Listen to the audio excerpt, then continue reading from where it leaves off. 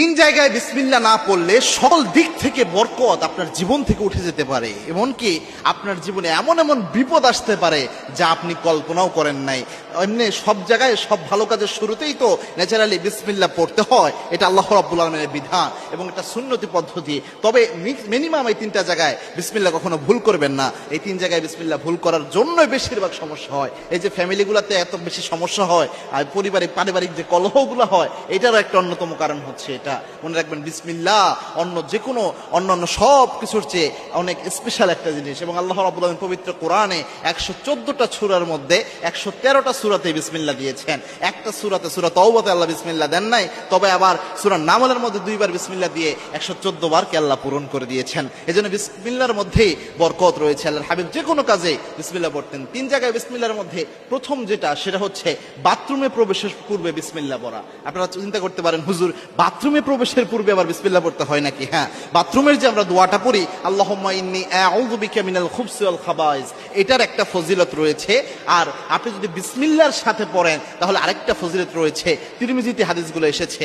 আল্লাহর হাবিব সাল্লাল্লাহু আলাইহি ওয়াসাল্লাম জানিয়েছেন, কোন ব্যক্তি যদি বাথরুমে প্রবেশের পূর্বে শুধুমাত্র পড়ে আল্লাহুম্মা ইন্নী আউযু বিকা মিনাল খুবসি ওয়াল খাবাইস, এই দোয়া যদি কোনো ব্যক্তি পড়ে, ওই ব্যক্তিকে দুষ্ট জিন দেখতে পায় কিন্তু ওই ব্যক্তির কোনো ক্ষতি করতে পারে না।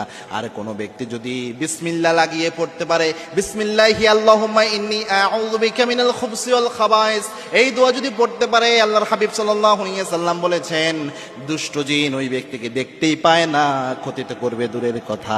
আল্লাহু আকবার। মানে বিসমিল্লাহর সাথে যখন আপনি দোয়াটা লাগাবেন, দুষ্ট জিন আপনাকে দেখতেই পারবে না।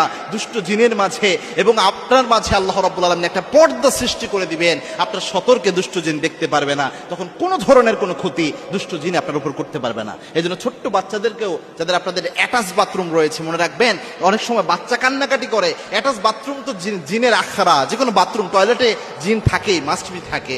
এজন্য চেষ্টা করবেন বাচ্চাদের ঘরে বাথরুমে প্রবেশ করানোর সময় প্রথমে এই দোয়াটা শিক্ষা দেওয়া, বিসমিল্লাহি আল্লাহুম্মা ইন্নী আউযু বিকা মিনাল খুবসি ওয়াল খাবাইস, এটা পড়ে তারপরে যেন প্রবেশ করে। 2 নাম্বার হচ্ছে খাবারের শুরুতে অবশ্যই বিসমিল্লাহ পড়বেন। খাবারের শুরুতে, খাবার পরিবেশন করার সময় অবশ্যই বিসমিল্লাহ, রান্না করার শুরুতে অবশ্যই বিসমিল্লাহ। মানে রিজিক যেটা আপনার ঘরে আছে, এই রিজিককে মূল্যায়ন করবেন আপনি বিসমিল্লাহ দিয়ে, এবং রিজিক খাওয়া শেষে আলহামদুলিল্লাহ দিয়ে। এই দুইটা জিনিস শুধু খেয়াল রাখবেন। মনে রাখবেন, রিজিকের যখন ভ্যালু দিবেন আপনি, রিজিককে যখন আপনি মূল্যায়ন করবেন, আল্লাহ আপনার রিজিকে বরকত কখনো কমাবে না, আর নতুবা আল্লাহ বরকত উঠিয়ে নেবে।